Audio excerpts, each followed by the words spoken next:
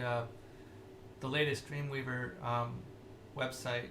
So over here on the left is your pictures. This would be the code area, and over here is where the file manager is.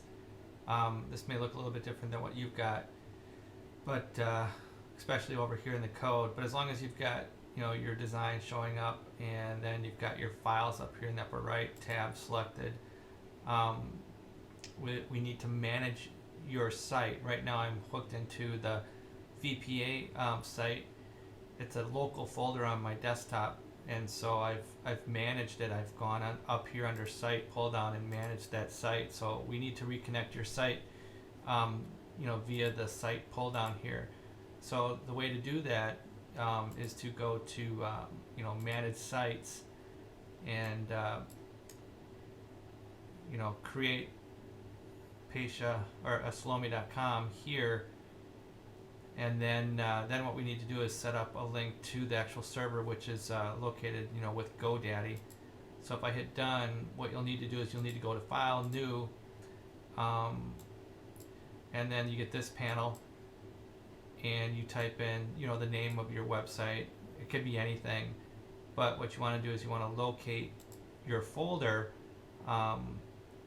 where all your web content is. All you have to do is just find that folder and then choose that folder. And once you choose it, everything will pop up here in the upper right under the Files tab.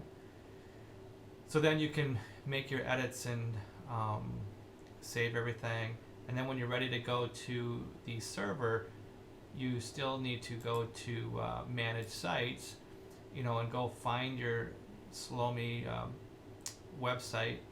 Here's the VPA Creative Group, and once you double click on it, we're back in that panel again where we initially set up the local site.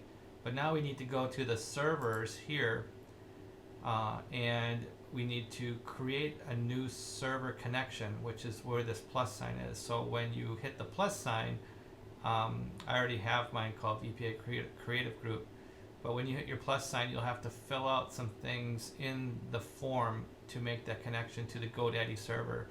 In order to view your website on the internet, we need to upload your local folder to the server drive. So once you hit the plus sign, it's going to look like this.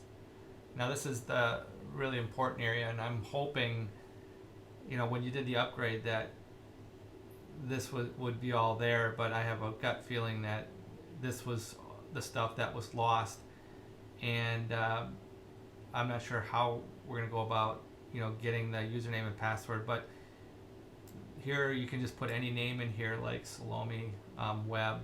It's not that important. You're just kind of naming it.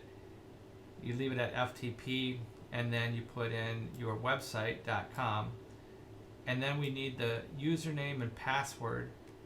And then if you hit the test button, it'll just say, it'll go through and say, oh, you connected to the web server successfully. So that's obviously a really good sign.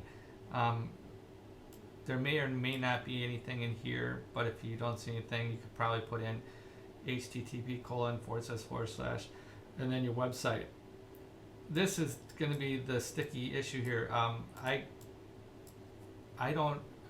couldn't locate in any documentation or any paper that I had that had your username and password, because I had also set up the username and password here, and when I passed it along to you, that kind of went with it. So I'm sitting here trying to remember just off the top of my head what if I could figure out what the username is, I probably would be able to get the password. But this is going to be critical just because we need to connect to that server to upload your stuff so we can get it on the internet.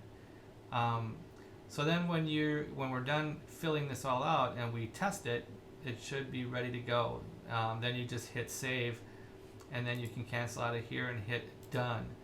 So you need to again, go to new site, establish a new site, which is your local folder wherever it is on your desktop, set that up, and then to go in to servers and hit the plus sign and fill out the connection information.